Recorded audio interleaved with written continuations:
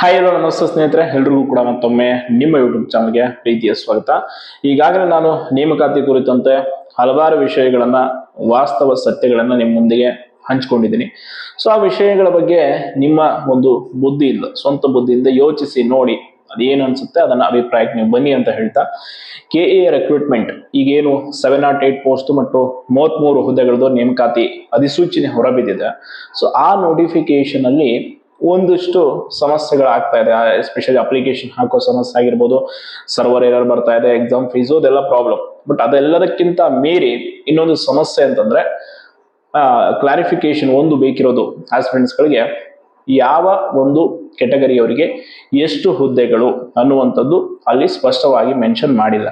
ಅದಕ್ಕೆ ಕಾರಣ ಏನು ಅಂತಂದ್ರೆ ನಿಮಗೆ ಗೊತ್ತಿದೆ, ಒಳ ಮೀಸಲಾತಿಯ ವಿಷಯವಾಗಿ ಇನ್ನೂ ಕೂಡ ಸರಿಯಾಗಿ ರೋಸ್ಟರ್ ಪ್ರಕ್ರಿಯೆ ಅಂದ್ರೆ ರೋಸ್ಟರ್ನ ಸಿದ್ಧಪಡಿಸಿಲ್ಲ.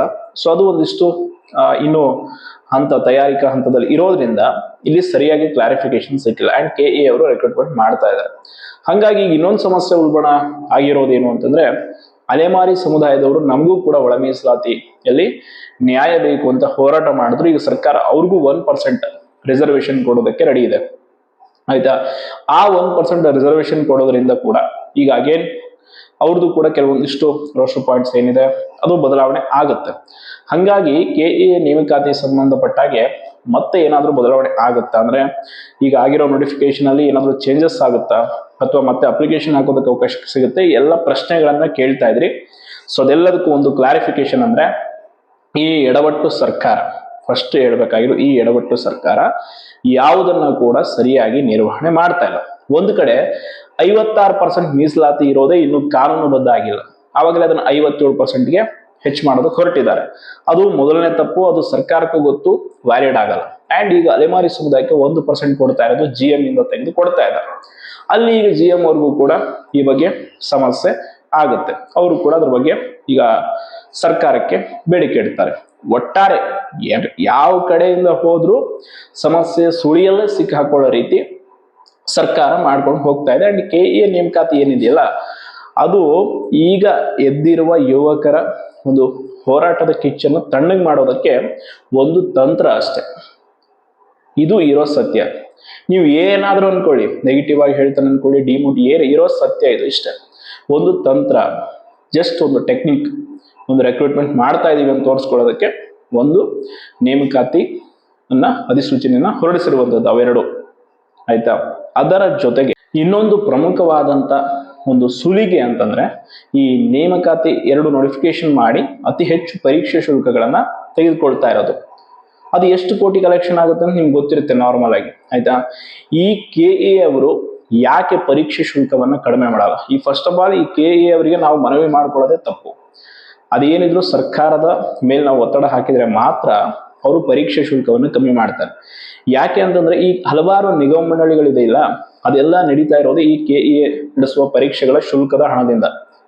ಇದು ಕ್ಲಿಯರ್ ಆಗಿ ನಿಮ್ಗೆ ಗೊತ್ತಿರಬೇಕಾದಂತ ವಿಷಯ. ಆದ್ದರಿಂದ ಸರ್ಕಾರಕ್ಕೆ ಇದೊಂದು ಆದಾಯದ ಮೂಲ. ಅಂಡ್ ಎಲ್ಲದಕ್ಕಿಂತ ಹೆಚ್ಚಾಗಿ KA ರಿಕ್ರೂಟ್ಮೆಂಟ್ ಮಾಡೋದು ತುಂಬಾ ಡೀಸೆಂಟ್ ಆಗಿರುತ್ತೆ. ಅಂಡ್ ಪರೀಕ್ಷಾ ಕೇಂದ್ರಗಳ ಆಯ್ಕೆ ಆಗಿರ್ಬೋದು, ಅಂಡ್ ಎಲ್ಲದಕ್ಕೂ ಹೆಚ್ಚಿನ ವೆಚ್ಚವನ್ನ ಮಾಡುತ್ತೆ. ಅಂಡ್ ನಮ್ಮ OMR ಗಳನ್ನ ವೆಬ್ಸೈಟ್ಗೆ ಅಪ್ಲೋಡ್ ಮಾಡ್ತಾರೆ, ಇದೆಲ್ಲ ಇರುತ್ತೆ. ಹಾಗಾಗಿ ಸ್ವಲ್ಪ ಹೆಚ್ಚಿಗೆ ಶುಲ್ಕವನ್ನು ತೆಗೆದುಕೊಳ್ತಾರೆ. ಹಾಗಂತ ಅದು ರೈಟ್ ಅಂತ ಹೇಳಲ್ಲ, ಬಟ್ ಕಡಿಮೆ ಮಾಡ್ಬೇಕು ಯಾರು? ಸರ್ಕಾರದವರು ಮಾಡ್ಬೇಕು.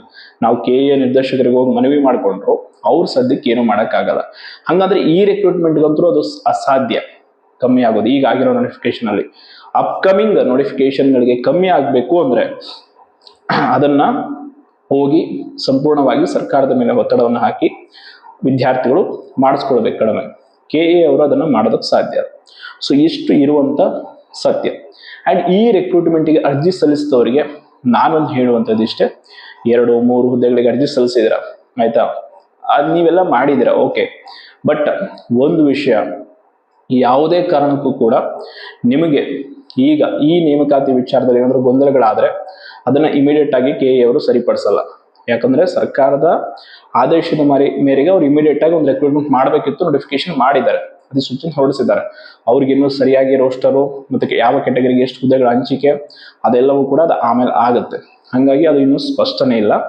ಅಂಡ್ ಅಪ್ಕಮಿಂಗ್ ನೋಟಿಫಿಕೇಶನ್ಗಳು ಏನೇನಿದೆ ಅದೆಲ್ಲವೂ ಕೂಡ ಒಳ ಮೀಸಲಾತಿಯ ಸುಗ್ರೀವಾಜ್ಞೆಯನ್ನು ಹೊರಡಿಸಿ ಕಾಯ್ದೆಯನ್ನ ಮಾಡಿ ಅದೆಲ್ಲ ಆದಮೇಲೆ ನೋಟಿಫಿಕೇಶನ್ ಮಾಡ್ತಾರೆ. ಆ್ಯಂಡ್ 56% ರಿಸರ್ವೇಷನ್ ಕೇಸ್ ನಾಳೆ ಕೋರ್ಟಲ್ಲಿ ಹಿಯರಿಂಗ್ ಇದೆ, ಹೈಕೋರ್ಟಲ್ಲಿ. ಅದು ಕೂಡ ತುಂಬಾ ಇಂಪಾರ್ಟೆಂಟ್. ಅದರಲ್ಲಿ ಏನಾದರೂ ಸರ್ಕಾರ ಸ್ವಲ್ಪ ತಪ್ಪು ಹೆಜ್ಜೆ ಇಟ್ಟು ಯಾಮಾರಿದ್ರು ಕಂಪ್ಲೀಟ್ ಪರಿಸ್ಥಿತಿ ಬೇರೆನೇ ಆಗೋಗುತ್ತೆ. ಯಾಕೆ ಈ ವಿಷಯಗಳು ತುಂಬಾ ಮುಖ್ಯ ಅಂದ್ರೆ, ನಾವು ಇರೋ ವಿಷಯವನ್ನು ಹೇಳ್ತೀವಲ್ಲ, ಹಿಂಗಿಲ್ಲ ಸ್ಟ್ರೈಟ್ ಆಗಿ, ಅದು ನಿಮಗೆ ಕೆಟ್ಟದಾಗಿ ಕಾಣಿಸುತ್ತೆ. ಬಣ್ಣ ಬಣ್ಣದ ಸುಳ್ಳುಗಳನ್ನ ಹಂಗ್ ಮಾಡ್ಬಿಡ್ತಾರೆ ಹಿಂಗ್ ಮಾಡ್ಬಿಡ್ತಾರೆ ಅಂತ ಹೇಳಿದಾಗ ಅದು ಖುಷಿ ಆಗುತ್ತೆ. ನನಗೆ ಗೊತ್ತಿಲ್ಲ, ಇನ್ನು ಮುಂದೆ ನಾನು ಇದೇ ರೀತಿ ಹೇಳ್ತೀನಿ. ಇರೋ ಸತ್ಯಗಳು, ಇರೋ ಫ್ಯಾಕ್ಟ್ಸ್ನ ಹೇಳ್ಕೊಂಡು ಹೋಗ್ತೀನಿ ಅಷ್ಟೇ. ಬೇರೆ ಬೇರೆ ವಿಚಾರಗಳು ನಮ್ಗೆ ಬೇಕಿಲ್ಲ. ಸುಮ್ಮನೆ ನಿಮ್ಗೆ ಏನೋ ಹೇಳಿ ಖುಷಿ ಪಡಿಸೋದು ಅದು ಅವಶ್ಯಕತೆ ಇಲ್ಲ.